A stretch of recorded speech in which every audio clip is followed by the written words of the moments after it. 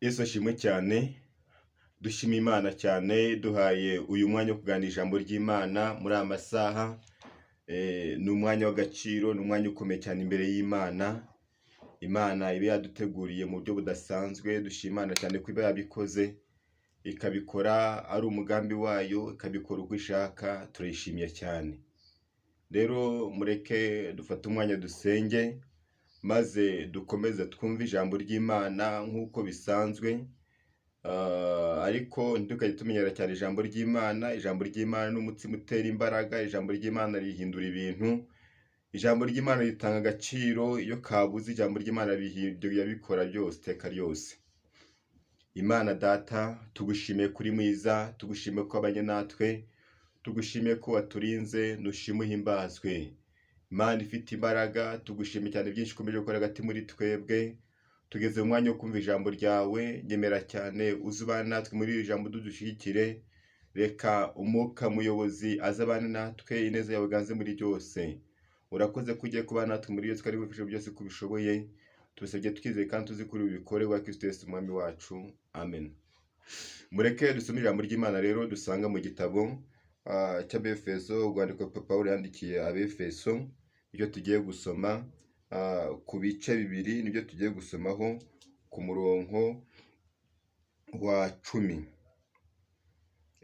Ku bice bibiri umurongo wa 10 rishatse twahirare ku murongo w'8 turangize ku 10, ariko cyane cyane message nyirizina iri hariya ku murongo wa 10. Aravuga ngo mwakijijwe n'ubuntu kubwo kwizera.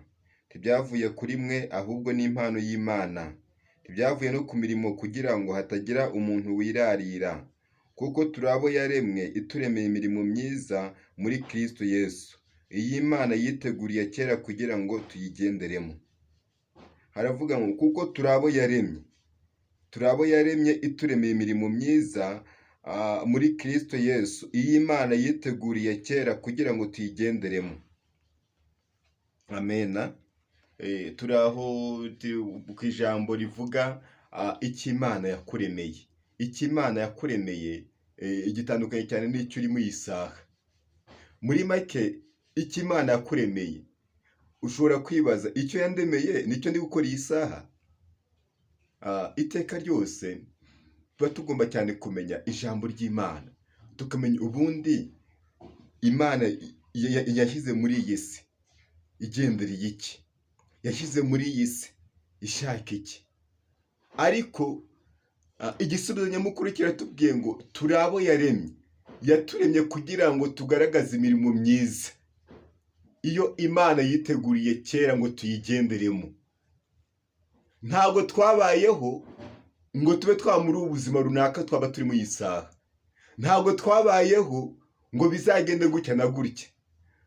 Muri make ntabwo twabayeho ngo tuzabe mu buzima bw'ubwoba.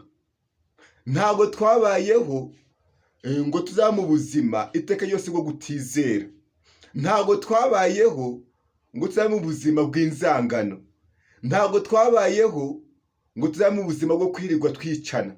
Ntabwo twabayeho ngo tuzabe mu buzima bwo gukora ibintu bibi byose bishoboka. Ahubwo yaturemye, ituremeye imirimo myiza, kugira ngo iyo mirimo myiza ngo ngo tuyigenderemo nta kindi. Muri make nicyo kintu cya mbere Imana yaturemeye. Amena. Icya mbere, agakiza dufite ntago kavuye ku mirimo. Agakiza ni impano Imana yatugeneye.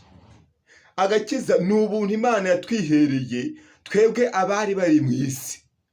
Kuko Adamu wa mbere akimara gupfa, muri make akimara gukora icyaha, uko icya mbere umuntu wese niyavutse avukana icyaha, avukana ya kamere y'ibyaha, avukana ya kamere yindi y'ibyaha iteka ryose. Ariko uko ugenda wegera Kristo, ni nako ibyaha byawe bigenda bigabanuka muri rusange. Amena. Uko ushobora wegera Kristo, ni nako ibyaha bigenda bigabanuka, noneho bigatuma amaso yawe ahumuka, buriya ugahita umenya icyo waremewe. ntabwo wigeze uremwa ngo uzabeho gutya mu buzima bubi, ntabwo wigeze uremwa ngo uzabe mu buzima bwo kwirwa wiganyira, ntabwo wigeze uremwa ngo uzabe mu buzima bwo kwirwa utakaza cyane amahoro n'ibyiringiro, ahubwo waremwe kugira ngo ukore imirimo myiza iyi Imana yiyitegurira kera kugira ngo tube twayigenderamo. Amena. Yesu ashimwe cyane. Muri rusange iyo dusome muri Yeremiya ku gice cya mbere dusangaho amagambo Uwiteka yamubwiye. Uwiteka yaramuhamagaye amubwira misiyo yatumye amurema. Yeremiya nta kintu na gato yari azi kuko yari umwana muto cyane, umusore w'imyaka hafi 12 gutyo. Urumva yuko ngo 12 17 gutyo aho ngaho gutyo, urumva yuko ngo abakiri muto.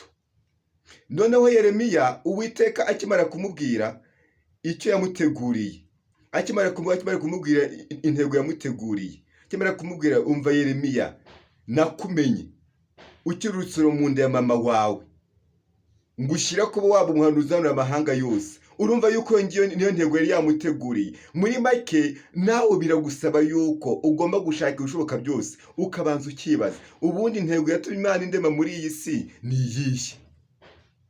Kuba ndiho kugira ngo nkore iki? Ndiho kugira ngo mbe nasoza uwuhe mugambi? Ubundi impamvu uri gusanga uri mu buzima bwo kugenda ukora ibintu bidafatika nuko ntabwo uri mu ntego y'Imana yakuremeye. Icya mbere, yakuremeye imirimo myiza. Ugomba kwibaza, iyo mirimo myiza ko yayindemeye ndayikora nk'uko bikwiriye? Icya mbere, twagize gutya tubona ikintu bita agakiza gaturutse kuri Kristo, ubwo yemeye akaza akitangira twebwe abanyabyaha, akavuga ngo wowe nubwo uri umunyabyaha, muri make ntabwo twabigizemo uruhare ngo Kristo abe yatumenye. Hoya, nta ruhare wigeze ubigiramo, ni Kristo waguhaye impano yiwe nk'ibintu bisanzwe.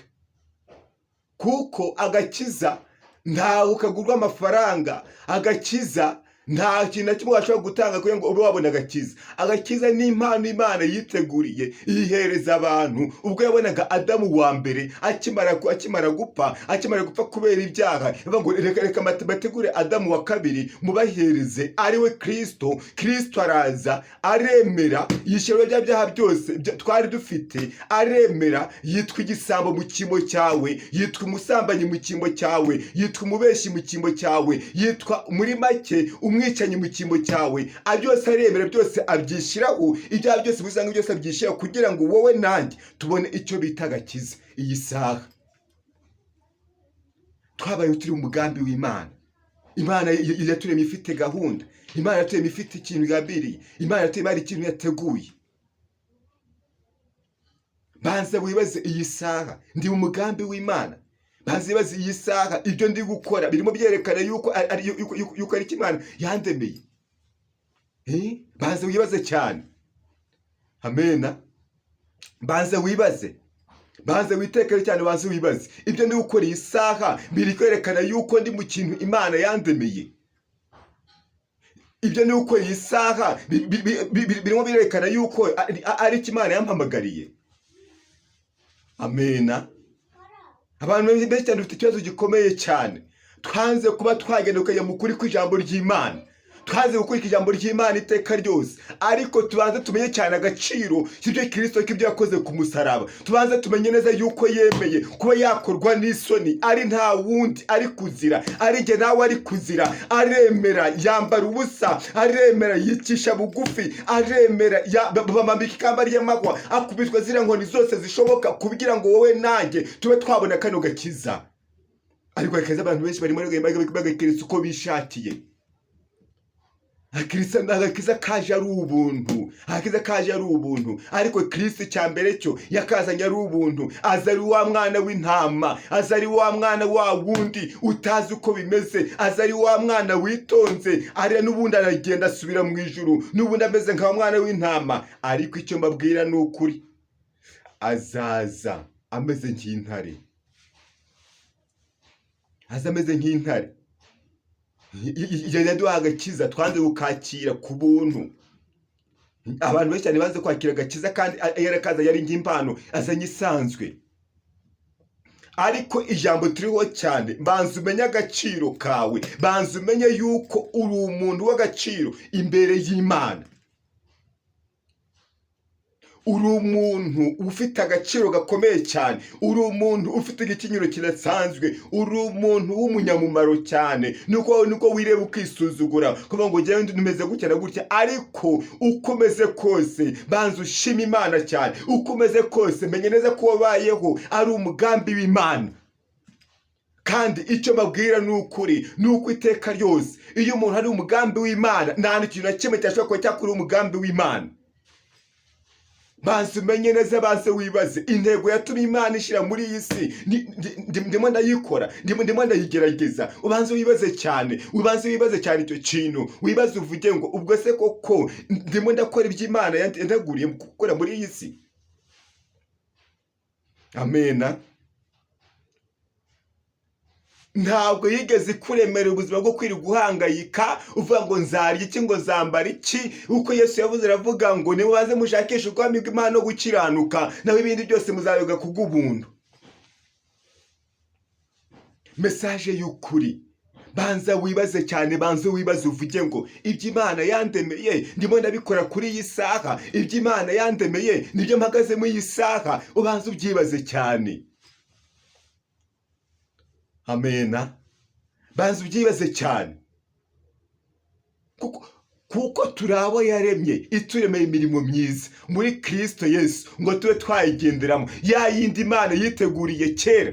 Muri make ntabwo ari ibintu bibayeho none ahangaha, ni ibintu bimaze igihe, ni ibintu Imana yiteguriye kuva kera kose. Irategura ivuga ngo kanaka naguteguye gutya na gutya. Muri make Imana yo ikora uko ishaka, kandi icyo nzi neza, Imana ikintu cya mbere ikora, nta muntu umwe n'ubundi gihereza ikintu ibona n'ubundi ari ikibazo kuri uwo muntu. Ushobora kuvuga ngo ngiye ngo ufite ngo party imeze gutya na gutya. No, igifite agaciro cyane. Wowe banza umenye neza, banza wibaze iyi party Imana yashizeho, muri make ndimo ndayikoresha ijya Imana yatata Imana ibirema. Banza ubyibaze cyane, nange mbyibaze. Kuko turabo yaremye, ituremeye imirimo myiza muri Kristo Yesu ngo tuyigenderemo. Ntabwo yaturemeye ubusambanyi, ntabwo yaturemeye ubwicanyi, ntabwo yaturemeye imijinya, ntabwo yaturemeye ubusambo, ntabwo yaturemeye gukora ibyaha. Uko imibiri yacu yatubwira ngo imibiri yanyu ni insengero z'Imana, ni insengero z'Umwuka Wera. None muri make yatubwira ngo umuntu wese uzakoresha iki umubiri wiwe akayikoresha uburyo bugenjeje n'amategeko, uwo nguwo azahana. Icyambere cyo imibiri yacu igomba ari kuba ari imibiri yo kuba yahesha Imana icyubahiro, apana kugenda dukora ibitandukanye n'iby'Imana ishaka. Ubanze wibaze cyane, nange nibaze iyi saha byo ndi gukora birerekana yuko ndi mu mugambi w'Imana, birerekana yuko ndi mu kintu cyatuma Imana indema muri iyi si. Icyambere cyo mugomba kumenya, Imana yakuremye kugira ngo ukiranuke, kugira ngo ukore imirimo myiza. Iyo mirimo myiza ntabwo wayikora udakiranuka, niko bigenda iteka ryose, kugira ngo ugende. Muri make niyo mpamvu ijambo ry'Imana ritubwira ngo idini ry'ukuri ni idini rifasha imfubyi n'abapfakazi mu mibabaro yabo ya buri munsi, ni idini rigira urukundo. Amena.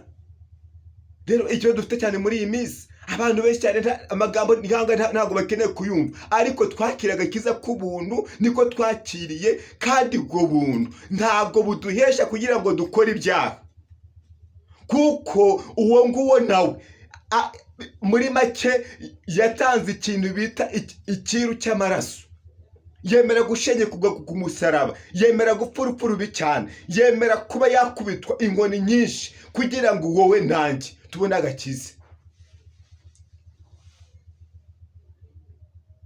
Amena. Banze wibaze cyane, banze wibaze ibyo Imana yandemeye nibyo ndi gukora muri aya masaha. Ibyo Imana yakuremeye nibyo uri muri iyi saha. Imibiri yanyu ntabwo ari imibiri yo kwirirwa musambanisha, ntabwo ari yo kwirirwa mukorera mu ibyaha, ni imibiri yo guhimbaza umwuka wera, imibiri yo gushima Imana. Amena. Igihe ni iki ngiki, mugaba mwafata umwanzuro, ugafata icyemezo gifatika, ukavuga ngo data, nongeye kwibuka cyane yuko icyo wandemeye atari iki ngiki ndimo. Nongeye kwibuka yuko ibyo wandemeye ntabwo ari ibi ngibi ndimo, ahubwo hari ibyo wandemeye njyewe ntarinjiramo.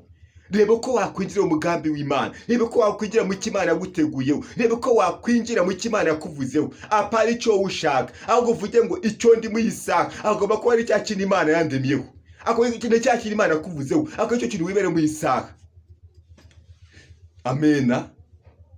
Kuko turi abo yaremye,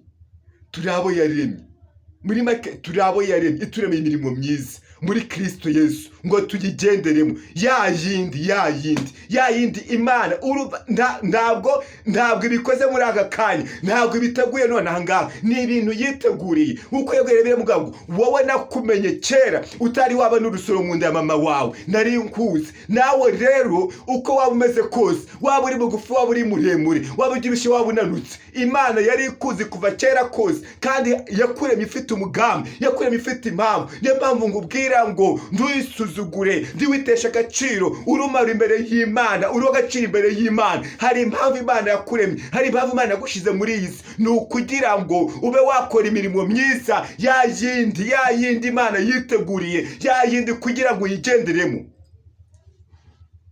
Amena. Ni ukugira ngo ukore imirimo myiza, bazi umenye impamvu yatumye kurema, uri w'agaciro imbere yayo, urumara imbere yayo. Icyo waba urimo byose, nubwo waba uri mu byaha, ariko Imana yakuremye kandi irakwibukika no kwishimira. Igifite agaciro cyane nuko wabanza ukibaza, ibyo ni gukora iyi saha, ndi kubona bincumuza n'Imana, bintesha agaciro imbere y'Imana. Maze byibuze reka ndebe ko nabanza kubikuraho kugira ngo benashikira neza icyo Kristo yanteguriye.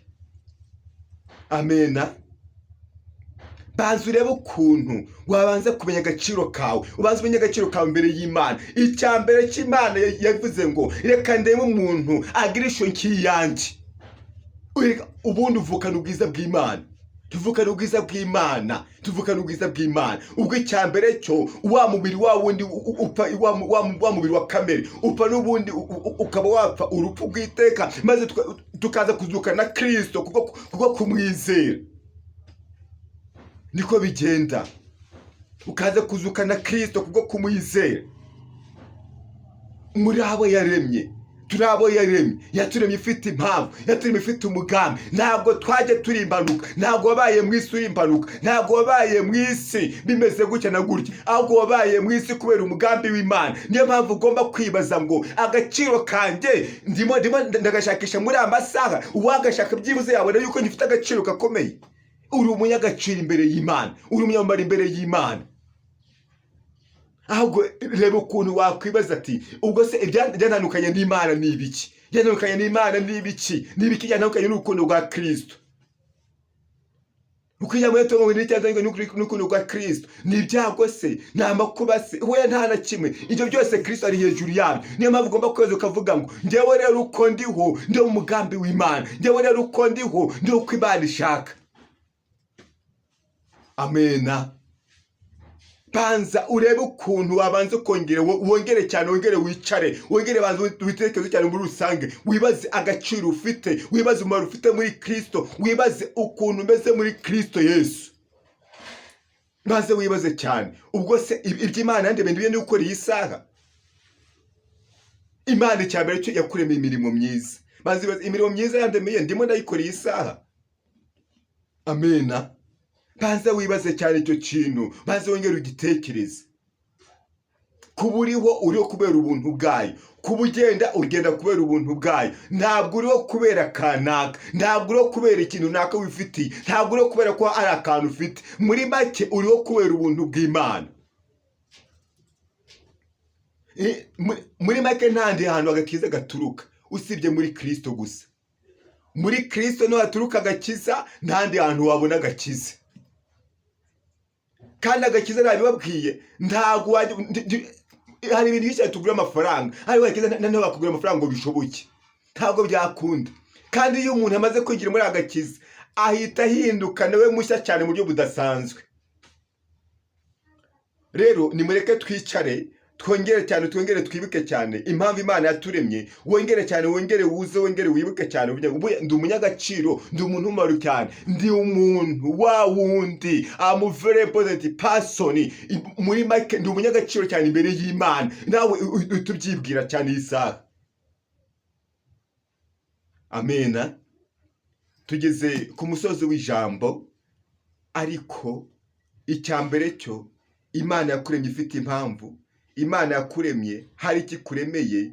Icyambere imirimo myiza yo gukiranuka, kandi iyo mirimo myiza akaba ariyo ugenderamo. Ntabwo ugomba kuvuga ngo uragira imirimo myiza gusa, ahubwo ugomba no kuyigenderamo. Ibyo ukora byose ukagenda ubigenderamo. Baze rero uko ndimo nitwara, ndi umugambi w'Imana yandemeye. Banze ibibazo cyane, nanjye nibaze, maze birabaza gutuma ufata umwanzuro mwiza, bize gutuma cyane urushaho cyane kumenya intege zawe aho ziherereye, bitume ushakisha icyo bita imbaraga z'Imana, umwuka wera w'Imana, umwuka w'urukundo aba ari ukomeza kukuyobora muri rusange. Murakoze, reka dusenge Imana.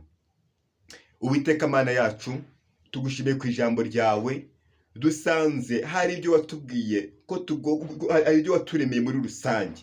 Hari ibyo waremeye uyu mugore, hari ibyo waremeye uyu mugabo, hari ibyo waremeye umukobwa n'umusore mu izina rya Yesu. Ariko dusanze cyane ntabwo tujye dukora nk'ibyo ushaka. Nyemera cyane ureke amaraso yawe yongera tubonekeho, ureke wongere utwishimire cyane. Imbabazi z'Imana ni ukuri zongere tugere iteka ryose. Urakoze ko tubabariye, urakoze ko duhaye imbaraga, urakoze ko dushoboje Mana kugenda dukora ibyo ushaka nk'uko bigambiriye. Urakoze ko tumugambira muri byose, bisarigerize Kristo Umwami wacu. Amen. Amahoro y'Imana akomeza abana muri byose. Murakoze cyane.